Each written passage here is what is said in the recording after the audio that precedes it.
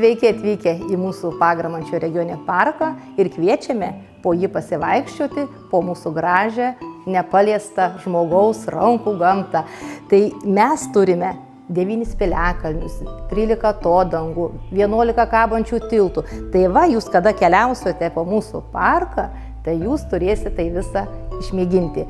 Čia dega dabar dviračio automobilių trasa.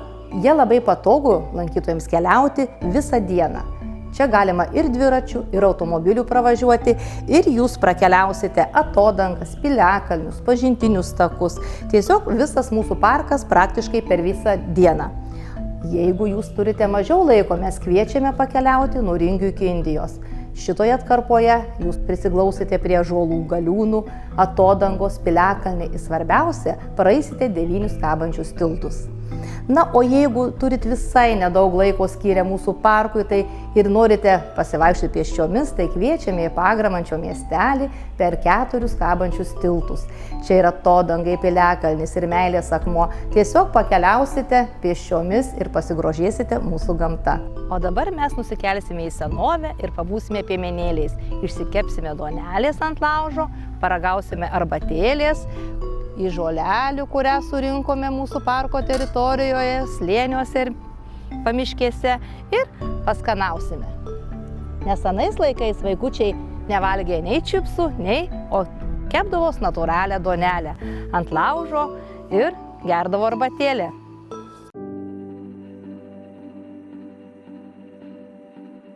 Jeigu tau nieks niekada gyvenime neseki pasakų, ir nesvarbu, ar tu jauns, ar tu sens, ar tu dėdelis ar mažas, atvažiuok prie manęs, aš paseksiu.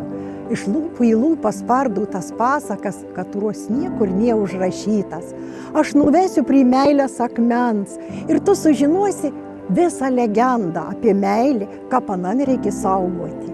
Ir atėję blogas dynas į Pagramančią žemę, nieks nieką neįsimylėja. Reik tik pamislyti, žmogus mirė nemylėdamas, juk iš meilės žmogus gali numirti, bet jeigu ans niekada nieką nemyli, to baisus dalyks yra. Ir tam visą padavimą jūs galite išgirsti atvažiavę čia. Kaip buvo toliau, kas įvyka, kaip tas meilės akmuo čia atsirado. Oi, dar galiu išmokyti jomis įčierus, kaip prisiviliuoti vaikį. Labai paprasta, tai reik 3 dalykų. Lapų pernykščio, tiltą tariškėjimą į Velnias valos vakarykštės. Tas viso nieko nie. Ir žinokit, kaip atvažiuosit, pasakysiu, kas tas ta ir kaip reik naudotis. Ne tik tas, da parodysiu, kokią žuolę reik išvirti arbatai vyrą užgerdyti, kad ant prisisiautų tą prie tavęs, kaip prie padorko, kaip šunytis, kad bėgtų belenciūgai iš paskos lyžovė iškešęs. Ta viskam sužinosit atvažiavę čia. Vazokitės su nauda, nemuškė denderį, atvažiuokė čia. Pagramančio bendruomenės centras Gramančia šiais metais atidarė paslaugų centrą. Iš tikrųjų, žmogus atvažiavęs gali praleisti visą dieną Pagramančia. Netgi ir naktį galim suteikti nakvynę, galim suteikti maitinimą. Įvairias edukacinės programas, vieną iš jų aš dabar čia stengiuosi išmokti, tai būtų gėlelių papuošalų darymas.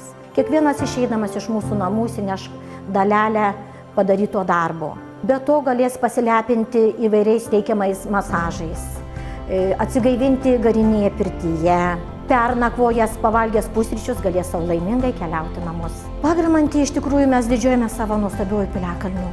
Labai sena bažnyčia, atodangomis, pažintiniais takais.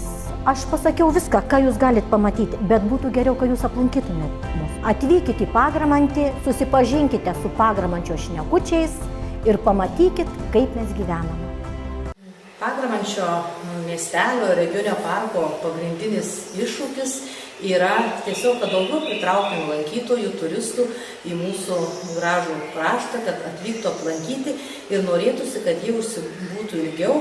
Tai dar reikia išspręsti antrą problemą - nakvynės paslaugos. Aplink mūsų Pagramantį tiesiog labai yra mažai kaimo turizmo sodybų ir tokių vietų, kur galėtų apsistoti nakčiai. Tik turime mes daugiau su palapinėmis. Tai va, turim gražią gamtą ir ją rodome. Tiesiog organizuojame įvairius pažintinius žygius, pėsčiomis, dviračiais, plaukimo baidarėm ekskursijas, edukacinius užsiėmimus. Taip pat turime paruošę su Pagramančio bendruomenė tokį paslaugų paketą, kada lankytojai gali užsibūti visą dieną atvykę pas mus, pradėti pasirinktinai patys, ką nori pamatyti, tiesiog ekskursijos ar pėsčiųjų žygiai, maitinimas, edukacijos. Turime įvairių ir su maitinimu, su rankdarbiais, net ir su muzika. Galima žemaitiškai pašokti, padainuoti. Turime daug visko, gražios gamtos, bet kaip norėtųsi tą visą daugiau sulaukti lankytojų, kaip juos pasiektų ta žinia. Atrodo, lyg ir viešinam, ir visur dalyvaujam, net ir adventūro parodose, bendradarbiaujam su kelionių organizatoriais, gidais, viešinam Facebook savo puslapį, tokia jau greičiausia informacija, kas vyksta mūsų parke, yra mūsų puslapis.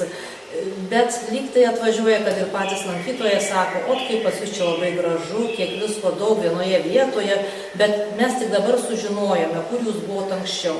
Atrodo, kažko dar matyti nepadarom, nors atrodo darom viską pagal savo galimybės ir finansinius išteklius. Tiesiog kažko tai matyt trūksta. Antra tokia problema, tai turime labai gražioje vietoje mūsų prie lankytojų centro, ant akmenus ir jūros upių santakos vietą, kurioje norėtume įrengti kempingą.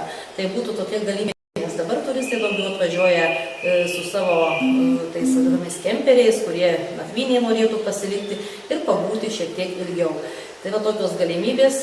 Norime pritraukti daugiau lankytojų, kad mus pamatytų, nes mūsų Pagramančio miestelis ir aplinkui visa regioninio parko gamta tikrai yra nuostabi, natūrali ir turime ką parodyti lankytojams.